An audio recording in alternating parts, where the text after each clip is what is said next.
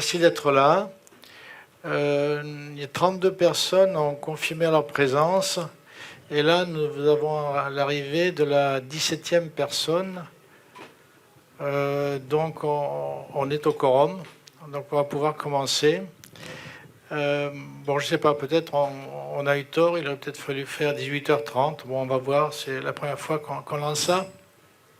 En tout cas, j'espère que d'autres personnes vont arriver. En attendant, je vais vous accorder un bonus par rapport à ce qui était prévu. Je vais parler 5 minutes du CIPB, puisque bon, tout le monde n'est pas censé avoir tout l'historique. Ce qu'ici, donc, comme c'est le thème, ce sont les amis du CIPB, c'est-à-dire ce sont des personnes qui appartiennent à des organisations qui ne peuvent pas être membres du CIPB, parce que le CIPB, c'est une association d'entreprises privées. Donc on peut imaginer que quelqu'un au ministère des Finances, quelqu'un au port ou à Celtis ou autre ne pourrait pas être membre, mais par contre entretient des relations très cordiales avec le CIPB, avec moi-même, avec mes collaborateurs. Et donc on s'est dit que c'était une façon qu'on puisse se rencontrer et puis avoir un moment de convivialité. Donc je vais vous dire rapidement le petit speech que je réserve aux gens que je rencontre pour qu'ils deviennent membres du CIPB, puisque tout le monde n'est pas censé connaître ça. Donc, le CIPB, qu'est-ce que c'est? C'est une association qui a été créée en 2002. Donc, c'est moi qui ai lancé cette chose en 2002 parce qu'il y avait un véritable désert du point de vue de la représentation du secteur privé. Aussi bien la chambre de commerce qui était en état un peu comateux et le patronat qui ne valait pas mieux. Donc on s'est créé comme un cercle de réflexion. Donc on est censé réfléchir sur ce grand sujet qu'est l'environnement des affaires. Donc à l'époque, il y avait 5-6 membres au début. Aujourd'hui, nous sommes 55, 56 et il y a un engouement qui me surprend, mais enfin j'en suis ravi. Il semblerait que nous puissions être une soixantaine d'ici quelques mois. Donc notre activité, comme je le disais, consiste à essayer d'améliorer l'environnement des affaires au travers d'un plaidoyer. Donc le plaidoyer, on l'a commencé grâce à une subvention de l'Union européenne qui avait un programme d'appui au secteur privé avec une composante dialogue public-privé, donc lobbying, etc. Et on l'a utilisé et nous avons pu faire un premier pas vers la fiscalité. Donc une réunion où un consultant sénégalais comparait différentes fiscalités de l'époque, c'était en 2005. Il comparait donc la fiscalité sénégalaise, ivoirienne, ghanéenne et béninoise. Et effectivement, à l'époque, notre code des impôts était vraiment archaïque. Et le ministre des Finances, qui était assez intelligent, a compris qu'il fallait faire des choses. Donc il a changé plusieurs choses. Et entre autres, il a créé un cadre de concertation où depuis, nous avons pu dialoguer avec la direction des impôts, bien sûr, et un petit peu avec la direction de la douane, mais surtout la direction des impôts et le ministre, s'il avait le temps, sinon son directeur de cabinet. Après, nous avons fait un petit peu la même chose avec la justice. Donc, ce qui nous intéresse, c'est pas la justice pénale. On espère qu'il y a très peu de membres qui en pâtiront, donc c'est pas vraiment notre sujet. Par contre, on s'est intéressé à la justice sociale et la justice commerciale. Alors, la justice sociale, pour ceux qui se rappellent ou qui en ont entendu parler, il y avait des jugements assez extraordinaires où un employé manifestement fautif gagnait un procès 50 millions, 100 millions, enfin il avait un siècle de salaire qui lui était accordé, que j'imagine était partagé ensuite entre le juge, l'avocat et lui-même. Donc ça c'est fini puisque avec la réforme du président Talon maintenant ces cas sont limités à 9 mois de salaire, donc tout ça c'est une mine qui s'est achevée pour les juges indélicats. Et donc, par contre, la justice commerciale, elle, c'est quelque chose pérenne qui ne va jamais s'arrêter parce qu'il y aura toujours des procès sur les contrats qui sont discutés et annulés de telle ou telle façon. Et donc, nous avons une coopération avec le tribunal de commerce et maintenant aussi la cour d'appel de commerce. Et en décembre dernier, nous avons eu la dernière édition de ces journées de formation, donc journée de la justice commerciale que nous tenons en général à Grand Poupeau et qui sont l'occasion d'échanger. Les banques sont très présentes puisque effectivement pour elles il y a souvent des litiges avec les clients. Donc voilà. Et après nous avons eu d'autres centres d'intérêt. Il y a un centre d'intérêt qui est l'industrie qui est fondamentale pour le pays et qui est encore dans un état, je dirais, pas embryonnaire, mais enfin qui est en devenir. Il y a cette magnifique réussite de Glogic Bay, mais ça n'empêche que hors Glogic Bay, beaucoup est encore à faire. Alors ceux qui ont la chance d'écouter 5 sur 7 matins m'ont vu la semaine dernière et ensuite il y a eu ce matin, justement aujourd'hui, dans l'Économiste, pour ceux qui le lisent, un article sur le sujet qui retrace ce qu'a déjà fait le gouvernement et ce que nous suggérons qu'il fasse en plus. Autre centre d'intérêt, c'est les mentalités qui sont un sujet fondamental. Alors peut-être que ce soir c'est un cas typique, donc des gens qui confirment et puis qui ne sont pas là ou qui viennent à une heure fantaisiste par rapport à l'heure qui a été indiquée. Bon, apparemment c'est un trait de notre nation, donc c'est des choses qui peuvent aussi être changées, évoluées, mais il y a tout un ensemble d'autres choses qui sont résumés un petit peu de la façon suivante.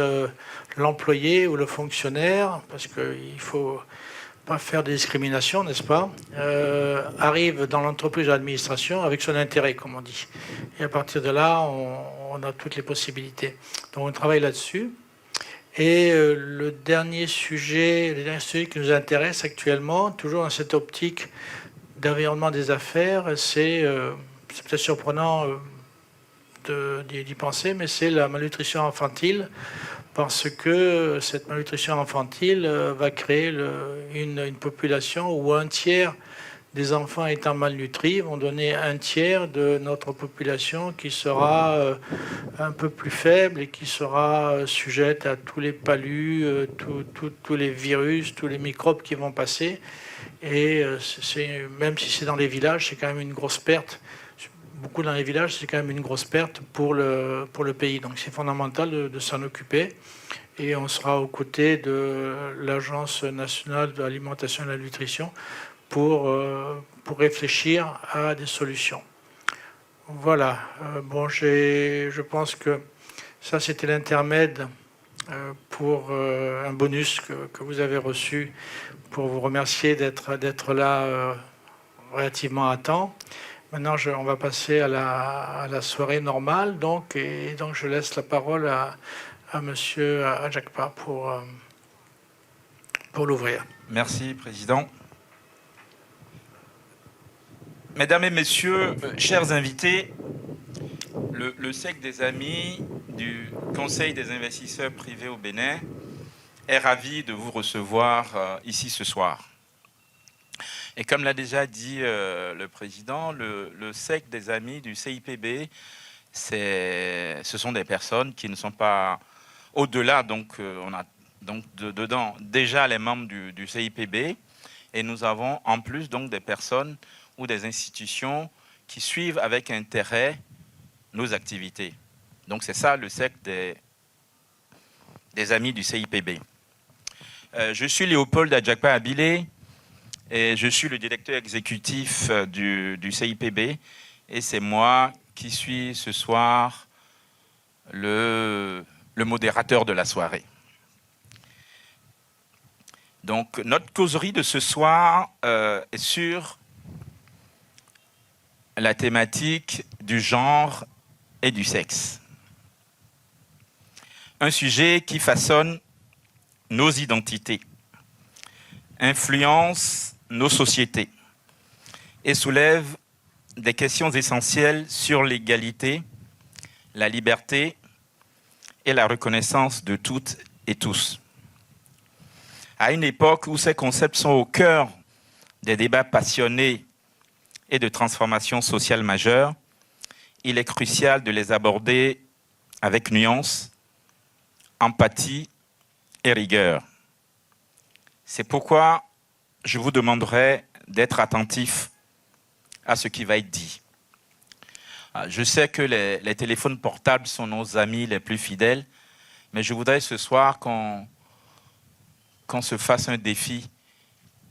Ce défi, c'est d'empêcher les notifications. On va essayer de ne pas les recevoir et d'être dans l'échange, sachant que peut-être en écoutant ce qui va être dit ce soir, vous aurez des messages peut-être plus importants que ce que vous aurez sur vos WhatsApp.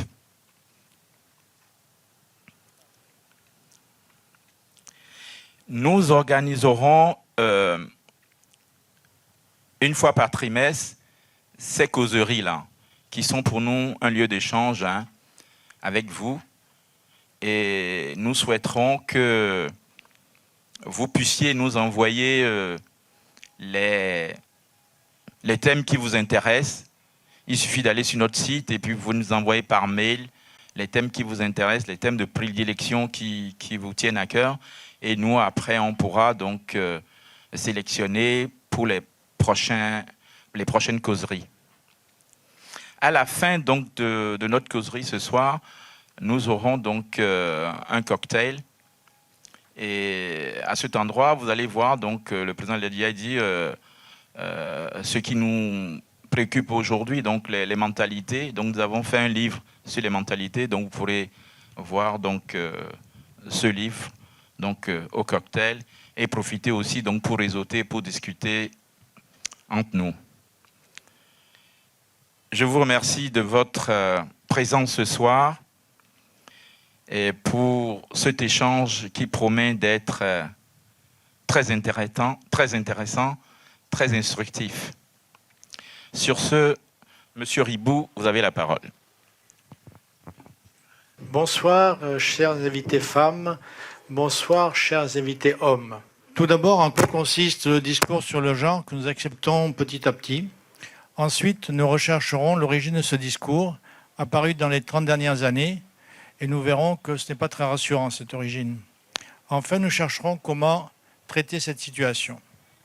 Voyons d'abord ce qu'il en est du discours autour du genre.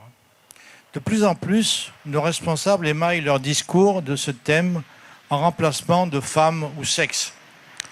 Par exemple, violence liée au genre au lieu de violence faite aux femmes, ou inégalité de genre pour souligner que les femmes sont défavorisées.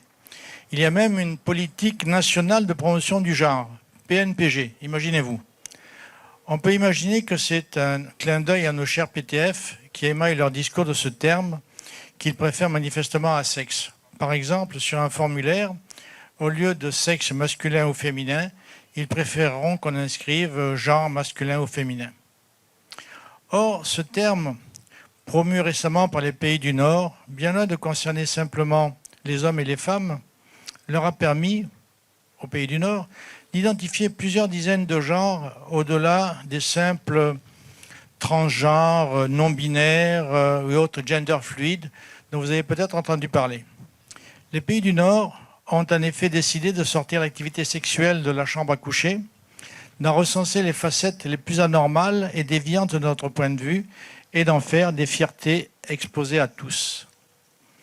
Mais pour éviter que ces différentes déviations sexuelles dont personne ne parlait jusqu'ici en public ne soient critiquées, stigmatisées selon leur langage, ils ont élaboré toute une politique pour faire apparaître l'anormal comme normal et le faire savoir à tous, y compris à des enfants de plus en plus jeunes.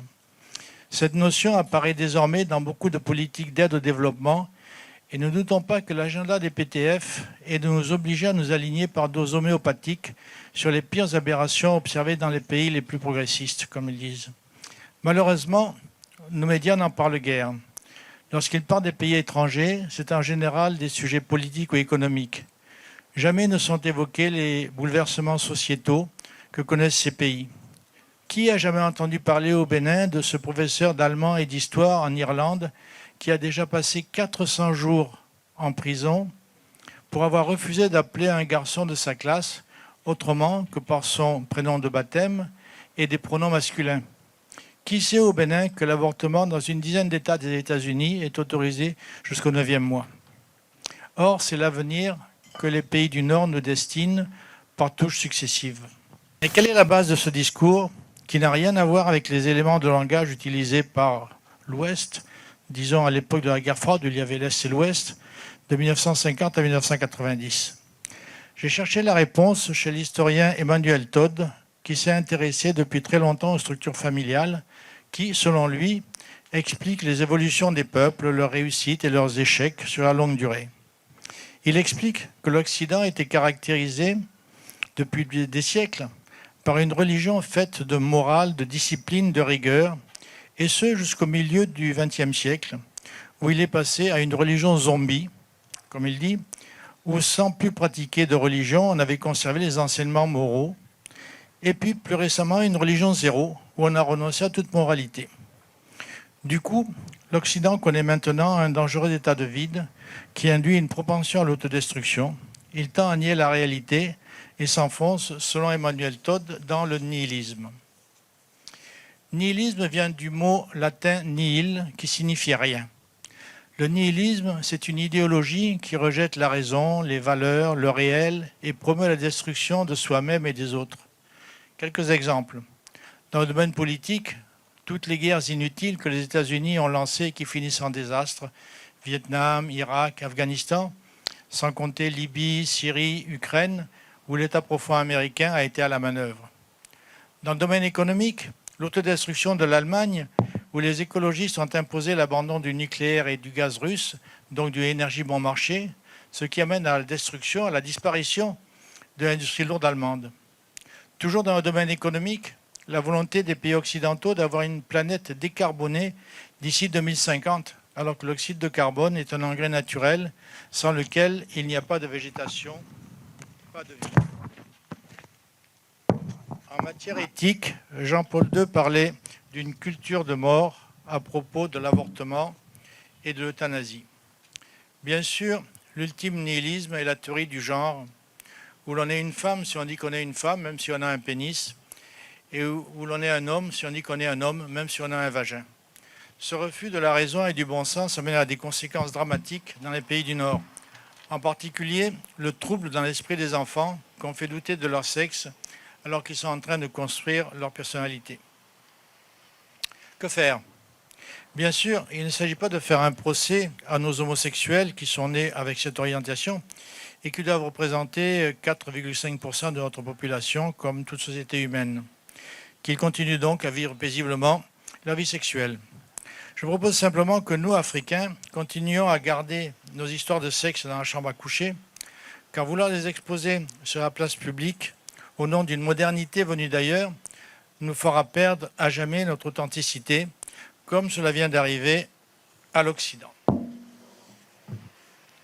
Il s'agit de s'attaquer à une idéologie qui, sous prétexte de faire une place aux homosexuels dans la société, place qu'on leur refuserait, aboutit à faire perdre tout repère à cette société. On l'a vu dans les pays du Nord où, à partir d'une façon différente de parler du sexe des hommes et des femmes, on est arrivé par étapes successives à la promotion de la pédophilie dans les petites classes, après avoir réussi à détruire la famille traditionnelle au profit de la fameuse famille recomposée, puis finalement de pas de famille du tout. Ce n'est pas pour rien que la Russie a classé le mouvement LGBT parmi les mouvements terroristes. Le gouvernement du président Donald Trump est dans la même logique, en contraste avec l'attitude de la précédente administration. Rappelons le cas de l'Ouganda, où, lorsqu'on y a passé une loi hostile à l'homosexualité, le Congrès américain, à majorité démocrate, avait contraint la Banque mondiale à arrêter ses opérations dans ce pays. Par ailleurs, il faut être conscient que sans aller à cet extrême, beaucoup de prêts, beaucoup de subventions des pays du Nord sont régulièrement assortis d'une injonction à la promotion de l'idéologie LGBT. J'ajouterai que, sans nous demander notre avis, les PTF et autres ONG se livrent à une propagande LGBT insidieuse chez nous. Pour profiter de la fenêtre d'opportunité qui s'offre à nous avec la présidence Trump, il conviendrait que nos pays se regroupent, idéalement au niveau de l'Union africaine, ou au moins au niveau sous-régional, chez nous la CEDEAO, pour adopter une politique commune en la matière d'interdiction de la propagande LGBT et pro-pédophile. Ici au Bénin, ce serait à notre Assemblée nationale de relever ce défi et militer auprès des autres États de la CEDEAO pour parvenir à une législation sous-régionale, comme on l'a réussi pour l'OHADA, mais étendue aux pays anglophones, qui enjoindrait à nos négociateurs de n'accepter aucune coopération, aucun accord de prêt qui contiendrait des clauses contraires à nos valeurs. Pour conclure, ceci est mon point de vue. Ce que je vous ai présenté n'a jamais été largement évoqué dans nos médias ou nos réseaux sociaux, comme je l'ai dit. Je m'attends à une forte dose de dissonance cognitive. De notre côté, l'élection de Donald Trump ouvre miraculeusement une fenêtre d'opportunité pour les idées que je viens de vous exposer. Dans son équipe, il y a le sénateur Robert Kennedy et le vice-président Vance, deux personnes qui croient en Dieu et s'opposent de toute leur force aux tendances nihilistes que j'ai évoquées plus haut. Il y a Elon Musk qui a mis à jour des financements de l'agenda de lavage de cerveau dont je viens de parler également. Le président Trump lui-même vient de passer un décret pour qu'on arrête aux États-Unis de mutiler des enfants qu'on aurait convaincus de soi-disant changer de sexe. Tout ceci constitue un retournement spectaculaire vers nos valeurs. Profitons-en. Je suis à l'écoute de vos questions.